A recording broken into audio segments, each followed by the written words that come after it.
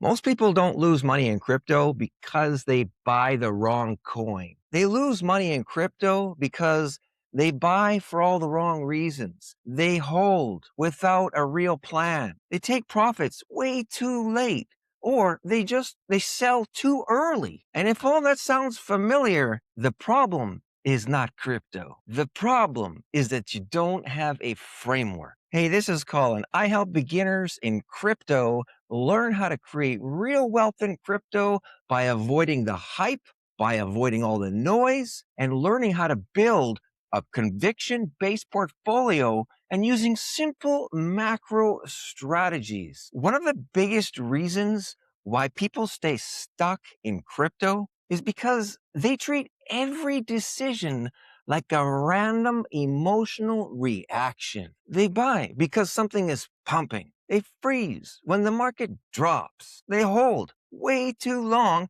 because they think that it's going to keep on going. And then they sell when the damage is already done. So in this video, I want to help you see why that happens and why timing crypto isn't about guessing the tops and the bottoms. It's not about putting out that dollar figure that this is where we're going, and then we're going to go here, and then we're going to go there. Nope, not until 40,000. Nope, not until 72. Then this is going to happen. Forget it. Forget it. It's all about positioning. It's all about having the proper framework, buying, holding, and when to take profits. Let's start with why most people are reacting and not investing. You see, a lot of people think that timing crypto is all about being genius, being that person that was able to pinpoint and give that dollar figure of where Bitcoin is going, where it's going to go to first before it goes to another number.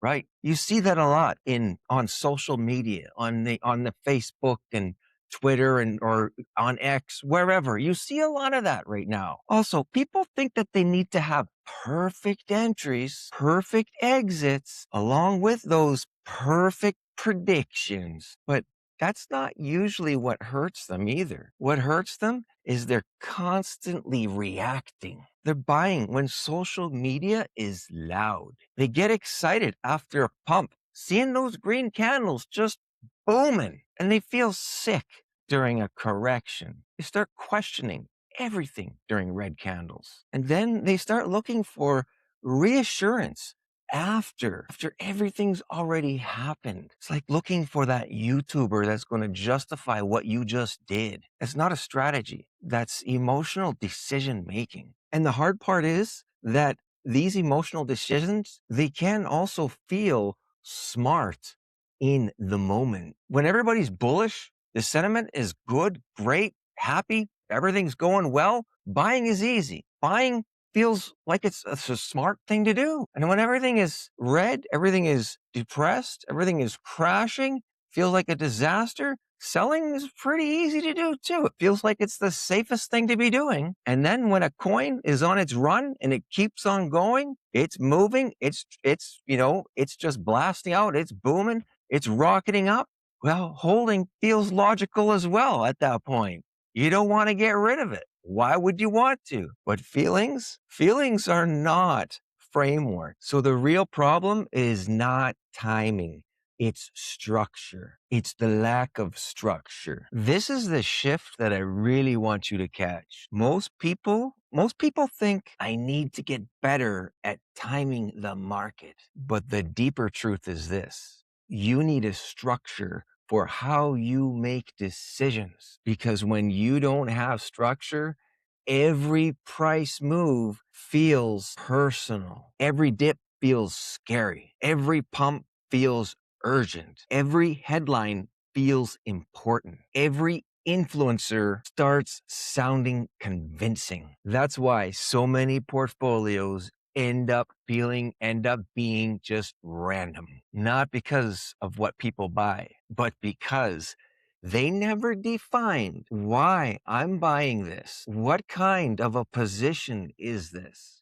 What makes me hold this? What would make me take profits on this? And what conditions would make me wait? Without those answers, you're not really investing. You're just responding. And when the market gets emotional, you get emotional as well. All right. So better timing starts with a simple framework, not predictions. People who tend to do better over time are not always the smartest investors or the smartest traders, that is. They're often the ones with the clearest process. They understand that not every dip is a buy. Not every green candle is chase it.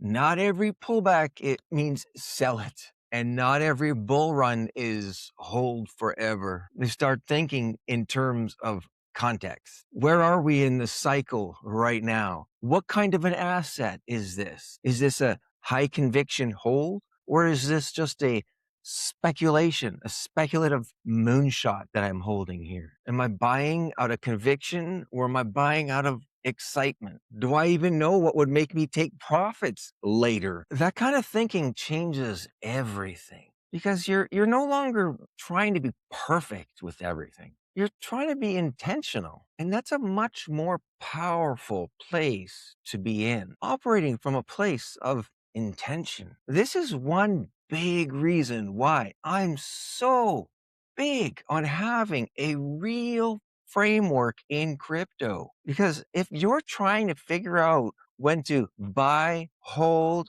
when to take profits, all from just random posts, random videos, chasing the next biggest YouTube influencer, those that are aligning with what you have and with what you want to see, telling you what you want to hear, well, then it's always going to just end up being all messy. You got to learn how to read. You got to learn how to understand. You got to learn to see and know what is actually happening.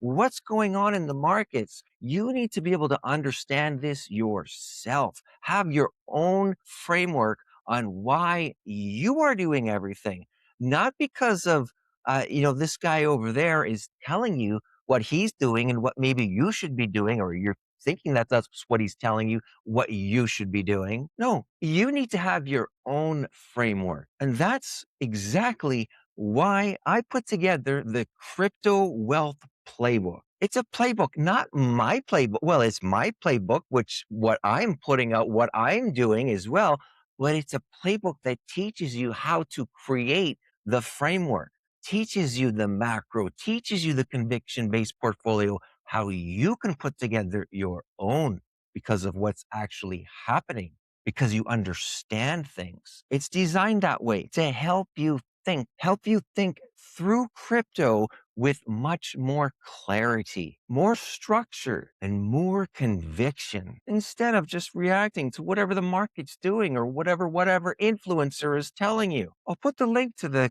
playbook down below as well. But before you can improve your timing, you need a better way to think about one of the biggest questions that people ask in crypto. How do you know if this dip is actually a good buying opportunity or just a trap? And that's what I'm breaking down in the next video in this series. So make sure that you're here ready for the next video.